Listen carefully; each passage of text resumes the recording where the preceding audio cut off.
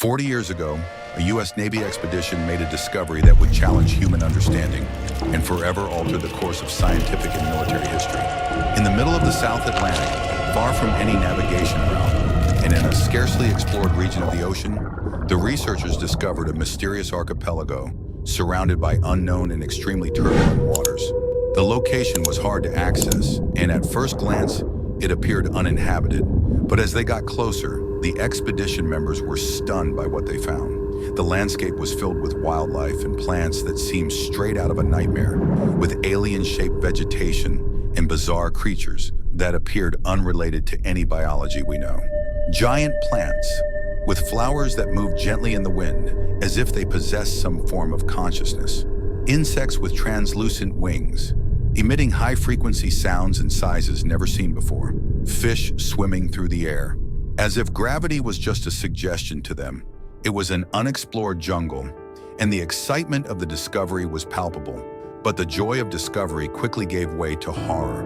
That terrain that seemed promising was, in fact, about to reveal an apocalyptic secret.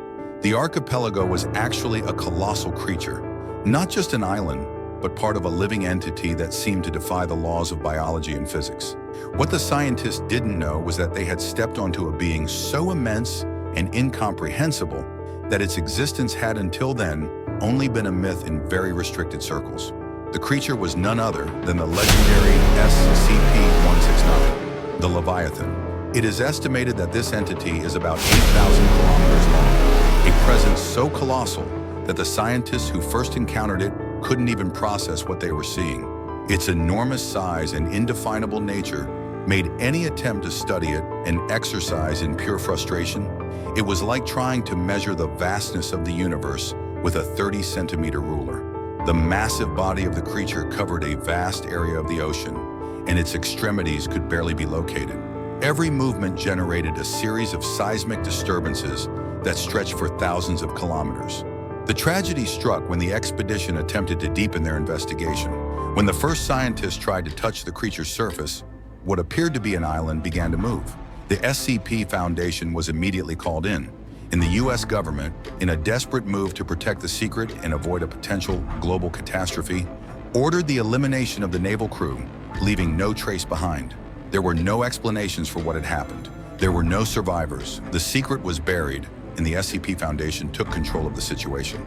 Since then, SCP-169 has been monitored with extreme vigilance, but due to its nature, any direct action against it seems senseless. It was a force of nature like a volcano or an earthquake, and its magnitude seems so vast that any attempt to approach it would only result in more questions and more danger. SCP-169 was not just a creature, it was a force of nature. Its mere movement could generate catastrophic tsunamis, affecting the climate and even the tectonic balance of the planet. Even with all the Foundation's efforts, the entity appeared to be untamable, a dormant giant whose presence was barely felt in the everyday life of humanity. The SCP Foundation's job was to watch silently, hoping that the Leviathan would remain in its eternal sleep. But no one knew how long this would be possible. In recent weeks, disturbing signs began to appear. Low-frequency sound emissions, almost like a distant roar, were detected at regular intervals, but with increasing intensity. The sound was deep and reverberating, echoing even in submarines thousands of meters deep. The sound waves were powerful enough to alter ocean current patterns, and seismic activity around the archipelago was also increasing. To the horror of the scientists, it seemed that SCP-169 was moving in some way. The movement, however subtle, was already beginning to affect the tides and even the geography of the region. The creature was, in some way, waking up. The Foundation knew that what was to come would be apocalyptic. If the Leviathan awoke fully, the impact would be incalculable. Some experts claim that this would be equivalent to a new Noah's flood, but on a much larger scale, sweeping entire continents and forever altering human civilization. The last hope for humanity was a secret and extremely risky mission. The decision was made in a dark meeting room, with the leading scientists and Foundation members gathered to discuss the future of humanity. To this end, the Foundation sent the Deep Feeders Team, a specialized unit for high-risk underwater operations. The mission? Sedation of SCP-169. For this, reinforced submarines were equipped with experimental anesthesia devices, designed to release powerful sedatives in large quantities. But there was great uncertainty. Even with all the technology at their disposal, no one knew if the creature could be anesthetized effectively.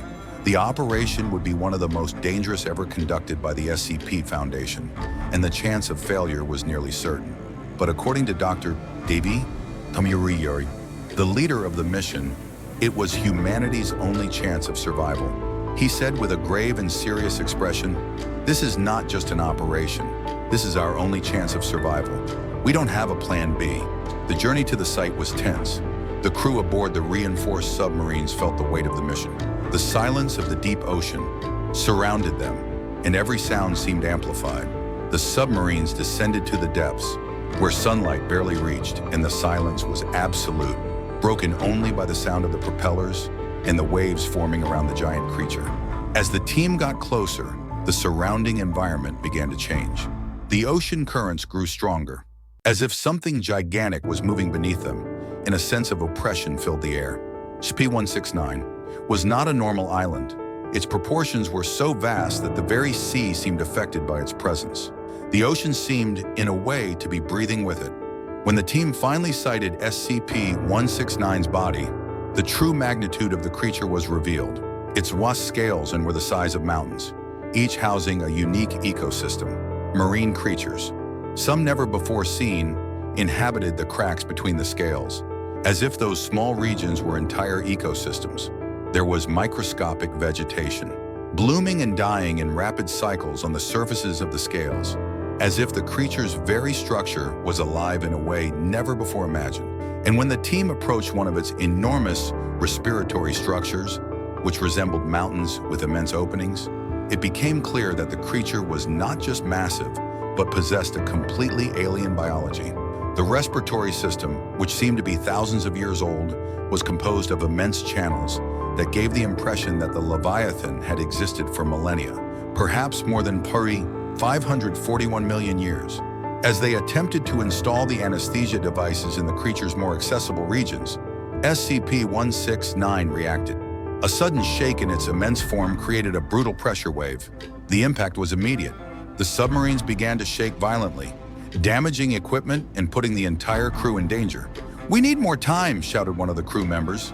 But Dr. Davy, with the calm expected of a leader in extreme situations, ordered firmly, "Activate the devices now. We can't wait any longer." In a frenzy of action, the team managed to activate the sedatives, which began to be released into the vast caves that formed SCP-169's lungs. But something unexpected happened. The effects weren't immediate. The Leviathan was beginning to wake up at an alarming rate, and its reaction was no longer just a slow, almost imperceptible movement. Now its iterative movements were stronger and began to affect the global dynamics of the oceans.